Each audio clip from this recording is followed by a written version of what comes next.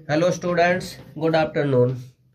तो बच्चों, आज जो है आपके लिए लेकर आया हूं बायो में ऑर्गेनिज्म एंड पॉपुलेशंस का नेक्स्ट टॉपिक। जैसे आपने देखा था कि ऑर्गेनिज्म और पॉपुलेशंस कैसे एक दूसरे से इंटरकनेक्टेड है। तो ऑर्गेनिज्म की हम बात कर रहे थे बच्चों, तो कौन कौन से ऐसे फैक्टर है जो डायरेक्टली इफेक्ट कर रहा है, किसकी वजह से ऑर्गेनिज्म की नंबर ज्यादा हो रही है या कम हो रही है। तो इनके लिए जैसे फैक्टर हमें देखना है तो दो फैक्टर है बच्चों, एक तो होता है डायरेक्ट और एक होता है इनडायरेक्ट। तो कह डायरेक्ट और indirect effect of air on organism. हम एटमॉस्फेयर की बात कर रहे थे, तो एटमॉस्फेयर से हम बात कर रहे हैं एयर की। अब कह रहा है कि एयर में भी दो इफेक्ट, एक तो डायरेक्ट है, एक indirect effect of air on organism.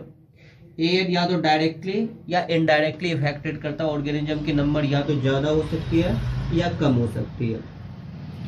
अब देखिए, जो विंड है ना, विंड जो है हवा जो होती है, इसकी स्पीड जो होती है ये एनिमल और प्लांट के नंबर को डायरेक्टली इफेक्टेड करता है। तो हम यूं कह सकते हैं wind directly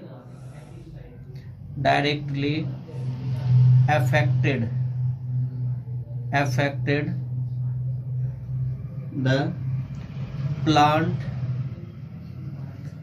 and animal populations। देखो, तो एनिमल पॉपुलेशंस, तो सबसे पहली बात है बच्चों प्लांट्स की हम देख रहे हैं। तो प्लांट्स का नंबर जो है कैसे ज्यादा हो रही है और कैसे कम हो रही है, किस किस बात पर डिपेंड कर रही है। सबसे पहली बात है बच्चों पॉलिनेशंस। प्लांट्स में जैसे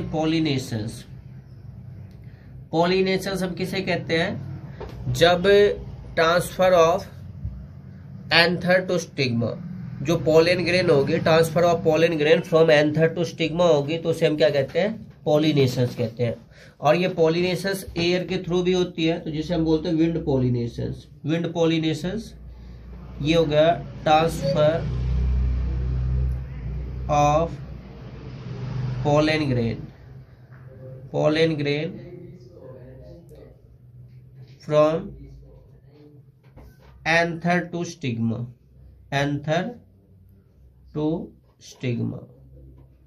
एंथर से स्टिग्मा तक जो पोलन ग्रेन ट्रांसफर होगी उसे हम पॉलिनेशन कहते हैं। अगर एयर की स्पीड बहुत ज्यादा हो जाएगी बच्चों, बहुत ज्यादा हो जाएगी, तो pollen grain anther to stigma transfer ही नहीं हो पाएगी। और जब ट्रांसफर नहीं होगी तो रिप्रोडक्शंस नहीं होगी, और रिप्रोडक्शंस नहीं होगी तो प्लांट की नंबर अपने आप क्या हो जाएगी, डिक्रीज होने लगेगी, है ना। तो विंड जो है, एयर जो होती है, वो पॉलिनेशन प्रोसेस को इफेक्टेड कर सकती है। नॉर्मल स्पीड रहेगी तो ठीक है, अगर तेज हवा तेज हो जाए, तूफान आ जाए, तो उस कंडीशन में पॉलिनेशन प्रोसेस इफेक्टेड होगी, और पॉलिनेशन प्रोसेस इफेक्टेड होगी तो अपने आप प्लांट की पॉपुलेशन घट जाएगी। जो एयर के थ्रू पॉलिनेशन होती है उसे हम बोलते हैं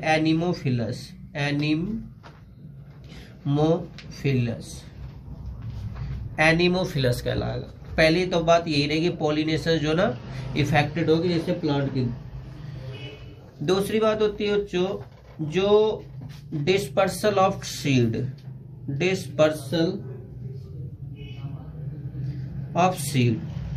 अब कुछ ऐसे प्लांट्स होते हैं जिनकी सीड जो होती है लाइट वेट होती है और इसमें ट्रांसफर होती है, कैसे, ये स्कैटर्ड हो जाती है, और स्कैटर्ड होती है फिर वहां पे नए प्लांट लगेंगे। तो यदि कह रहा है कि ऐसा हो जाए कि फ्रूट्स और सीड जो होती है ये डिस्पर्स जो होगी, ऐसे एरिया में डिस्पर्स हो जाए जहां की वो ग्रोथ करने के लिए रिस्पॉन्सिबल ही नहीं होगी, या नहीं तो कहीं पे ऐसा हो जाए कि बहुत ज्यादा तेज हवा चल रही है, सारी की सारी सीड फ्लावर वगैरह एक जगह इकट्ठा हो जाए, क्राउडेड हो जाए, तो अब किसी की ग्रोथ नहीं होगी, क्राउडेड हो जाए। तो अब उस कंडीशन में क्या होगा, सभी सीड जो है एग्जिस्ट करने के लिए उसके बीच में क्या होगा, कॉम्पिटिशन होगा, और उसमें कुछ सीड एग्जिस्ट करेगा और बहुत ज्यादा एग्जिस्ट नहीं करेगा। यदि सीड इक्वली डिस्ट्रीब्यूटेड हो रही है तब वहां पे प्लांट लगेंगे, ग्रोथ होगी। बट ये हो जाए कि डिस्पर्सल में एक जगह ही इकट्ठा हो जाए, तो उस कंडीशन में ग्रोथ ही नहीं होगी, इससे भी प्लांट की पॉपुलेशन इफेक्टेड होगा। तीसरी बात होती है ट्रांसपिरेशंस। क्या होता है बच्चों, तो जो प्लांट है ना, प्लांट के अंदर जो एक्टिविटी होती है उसमें जो वेस्ट वाटर होते हैं, वेस्ट वाटर जो होगा उसको वेपर के फॉर्म में जो निकालेंगे उसी को हम बोलते हैं ट्रांसपिरेशन। जैसे मान लो ह्यूमन बींग्स में बच्चों स्वेट रिलीज होती है, पसीने आते हैं, यूरिन रिलीज किया जाता है, तो ये सारी वेस्ट वाटर है ना इन the form of sweat, sweat के फॉर्म में निकल जाता है या यूरिन के फॉर्म में निकल जाता है। ऐसे ही प्लांट के अंदर जो वेस्ट वाटर होती है वो क्या होती है, वेपर के फॉर्म में निकलेगी, और जो वेपर के फॉर्म में निकलेगी उसे हम क्या कहते हैं, ट्रांसपिरेशन। हम यूं कह सकते हैं removal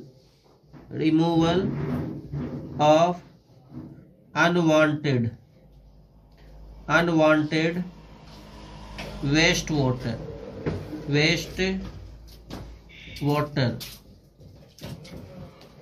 from the surface of leaves in the form of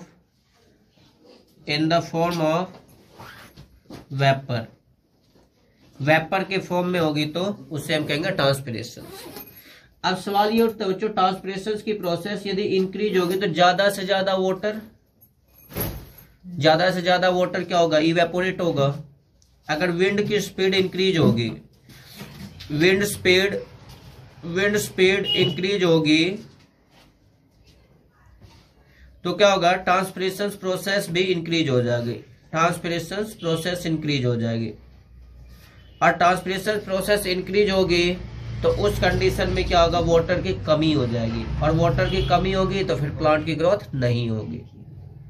तो एक लाइन में यूं कह सकते हो बच्चों, wind increase, transpiration is also increase. और जो अब इसमें क्या होगा कि ज्यादा से ज्यादा वेस्ट वाटर रिलीज होगी तो उस कंडीशन में जो प्लांट की ग्रोथ होगी वो भी इफेक्टेड हो जाएगी। इसी में एक और बात होती है बच्चों, ट्रांसपिरेशन की जगह एक और होता है गटेशन।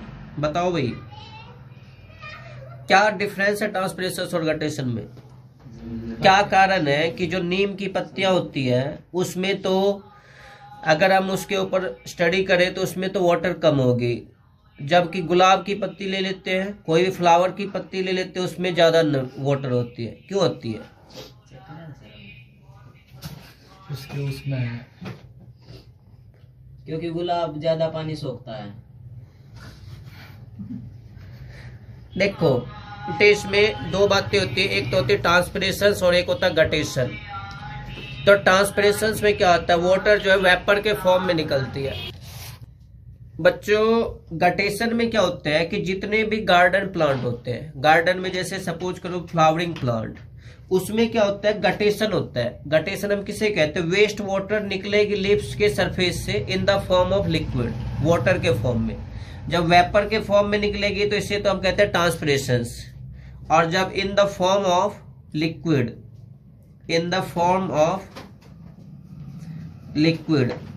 लिक्विड के फॉर्म में निकलेगी तो उसे हम कहेंगे गटेशन।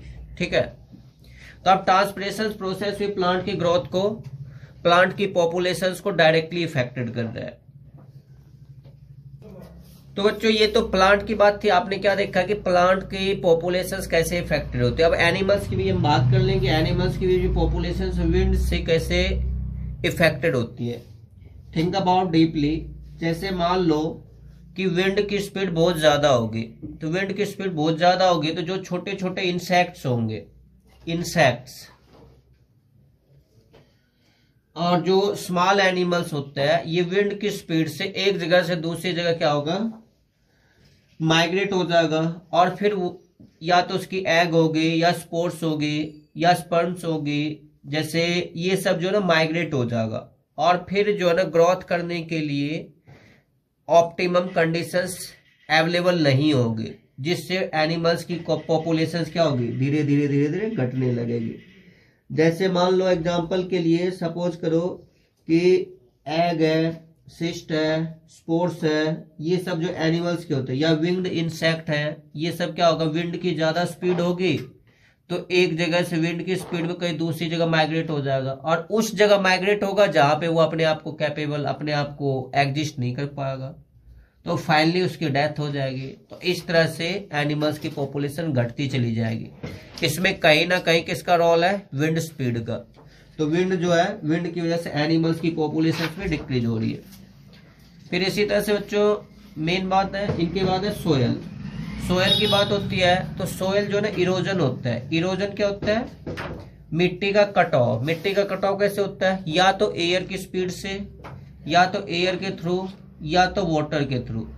अब जो मिट्टी का कटाव होगा तो क्या होगा बच्चों? उसमें जो ऊपर ऊपर की जो फर्टाइल लैंड होती है, फर्टाइल लैंड होती है, वो क्या हो जाएगी? एक जगह से दूसरी जगह तक हट जाएंगे, इरोज हो जाएगा।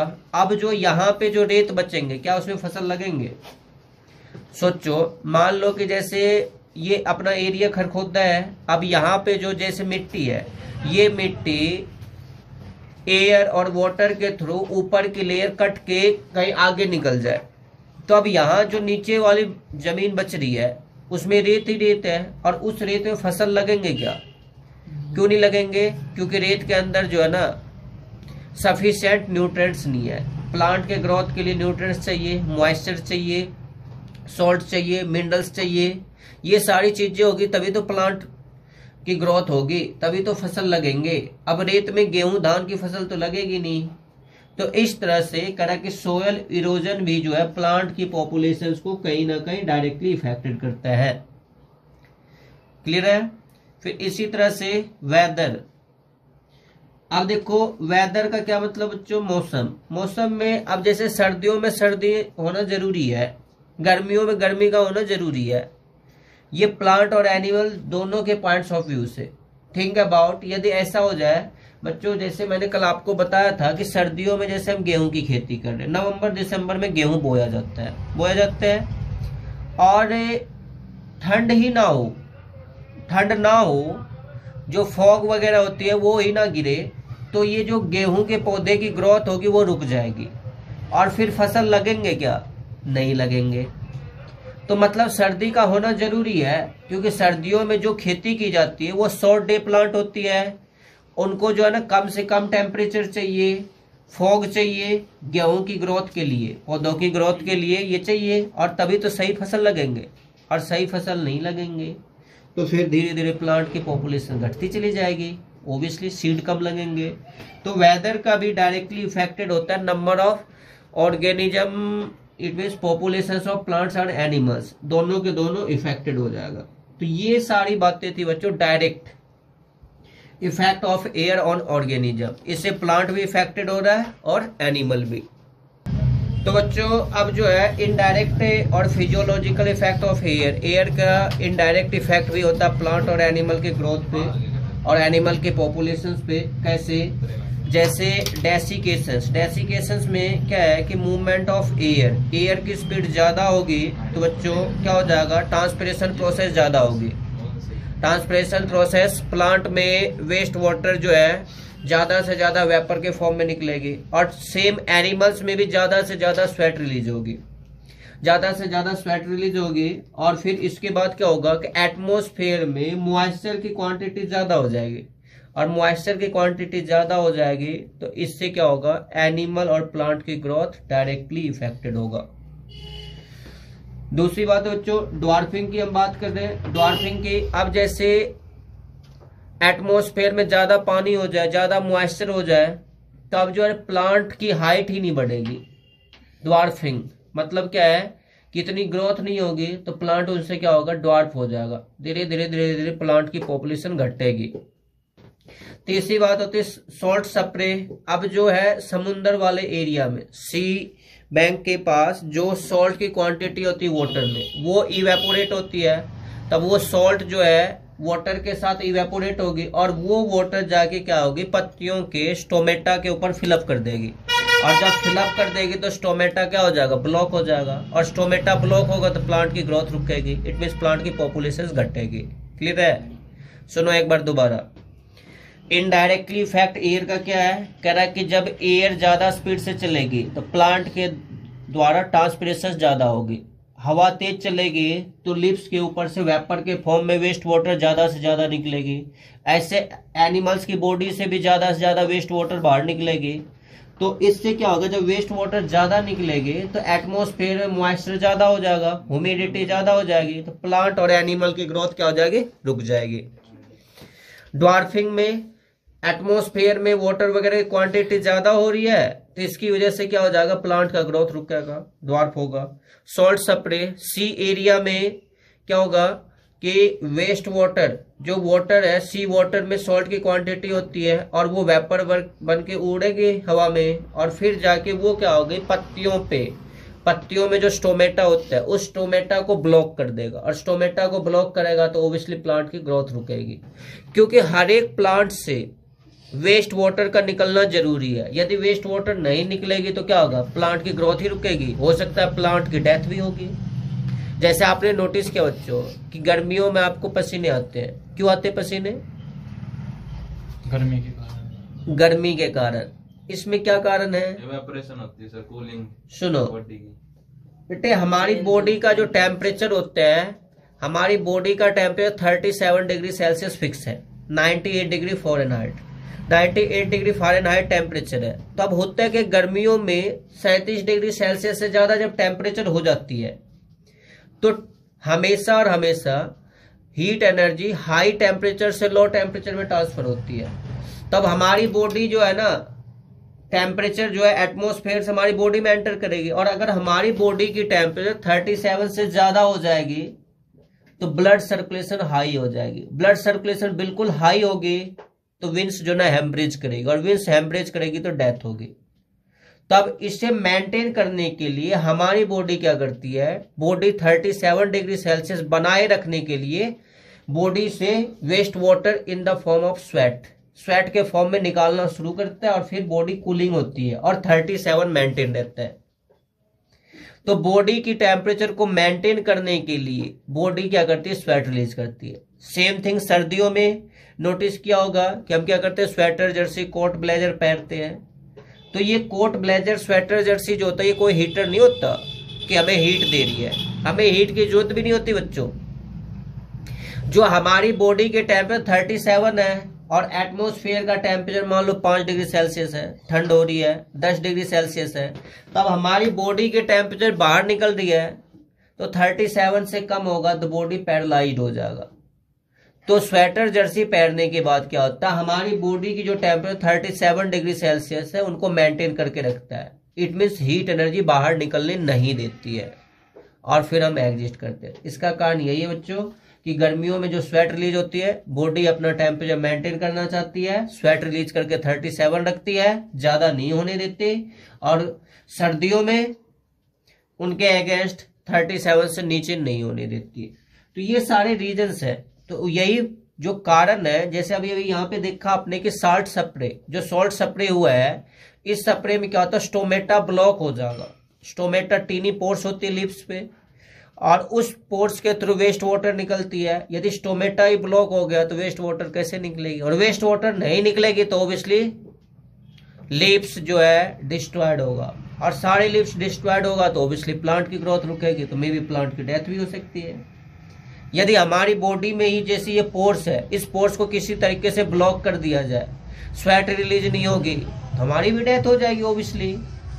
तो इस तरीके से ये सारे फैक्टर जो है डायरेक्टली इफेक्टेड करता है प्लांट और एनिमल की ग्रोथ को। तो बच्चों ये सारे फैक्टर्स थे प्लांट और एनिमल की ग्रोथ को डायरेक्टली इफेक्ट करता है। ये सारी बात थी एयर की। अब हम नेक्स्ट टॉपिक स्टार्ट करते हैं बच्चों, वाटर। अब देखते हैं वाटर की वजह से कैसे प्लांट और एनिमल की ग्रोथ, प्लांट और एनिमल की पॉपुलेशन डायरेक्टली इफेक्टेड होती है। तो जैसे आपको पता होगा वाटर जो होते हैं, अगर अर्थ सरफेस की हम बात करें तो 75% पार्ट अर्थ जो है वो कवर्ड है किससे, वाटर से। और जो वाटर होती है इसे रीन्यूएबल सोर्स कहते हैं बच्चों,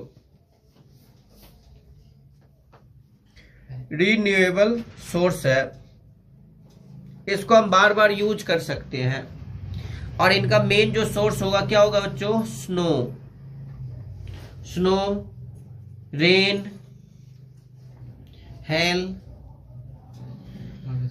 slate and other natural source of water. अब वाटर की अगर हम बात करें बच्चों, तो वाटर का कोई कलर नहीं होता। वाटर क्या होता है? कलरलेस होता है। वाटर क्या होता है? कलरलेस होता है। वाटर का फॉर्मूला H2O होता है, ये तो पता ही होगा। इसकी फ्रीजिंग पॉइंट क्या होती है बच्चों? 0 डिग्री सेल्सियस होती है। बॉइलिंग पॉइंट जो होती है 100 डिग्री सेल्सियस होती है। अब जो वाटर की अगर हम बात करें बच्चों, तो वाटर की अगर हम बात करें तो वाटर जो 4 टेम्परेचर पे इसकी डेंसिटी सबसे ज्यादा होती है, और 4 से जैसे जैसे नीचे होने लगती है तो ये बर्फ बनना स्टार्ट हो जाती है, और 0 पे प्रॉपर बर्फ बन जाती है ना। डिस्ट्रीब्यूशंस की बात की तो राउंड फिगर में 75 इट मीन 70 to 75% जो है अर्थ सरफेस वाटर से ही कवर्ड है।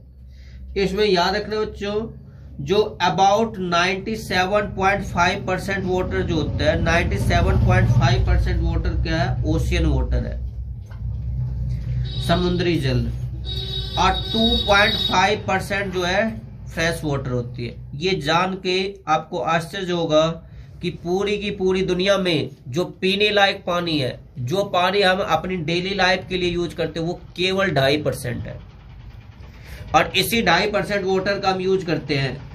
बाकी के जो है 97.5% वाटर जो सी वाटर होती है, और इस वाटर का यूज नहीं है। इसीलिए हम कहते हैं पानी बचाओ। पानी बचाओ का मतलब क्या? Save water. अरे इसका क्या मतलब? वाटर नहीं है। दूसरी तरफ हम यूं कहें 75% वाटर है। तो मेरे प्यारे बच्चों, वाटर है, ऐसी बात नहीं वाटर नहीं है, वाटर है, बट वो जो है पीने लायक, ड्रिंकिंग पर्पस के लिए, या हम अपने ह्यूमन बींग्स या अदर एनिमल्स प्लांट्स के एक्टिविटी के लिए जो वाटर चाहिए वो वाटर नहीं है हमारे पास।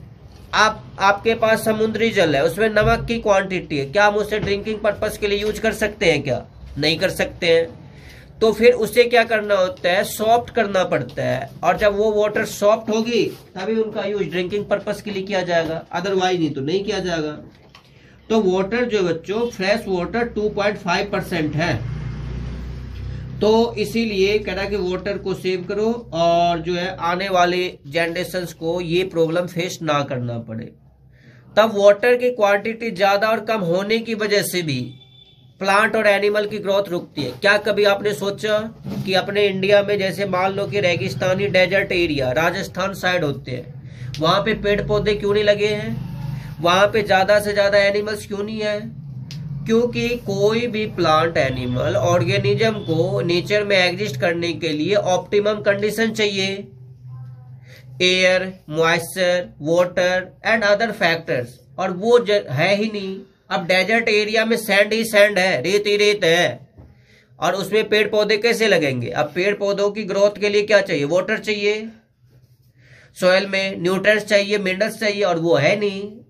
तो ओब्वियसली डेजर्ट एरिया में प्लांट कम है, और जब प्लांट कम है तो ओब्वियसली एनिमल भी कम होंगे, क्योंकि जहां पे फॉरेस्ट है तो फॉरेस्ट में तो ज्यादा से ज्यादा एनिमल एग्जिस्ट करता है, अपने आप को एडजस्ट करता है।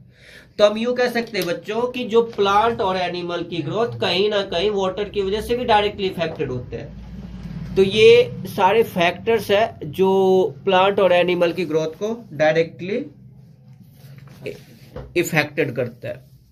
तो बच्चों ये सारी बातें थी ऑर्गेनिज्म और पॉपुलेशन के फैक्टर के लिए।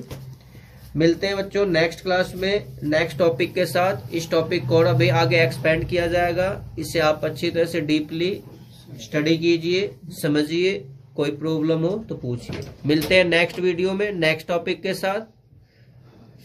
Thank you very much.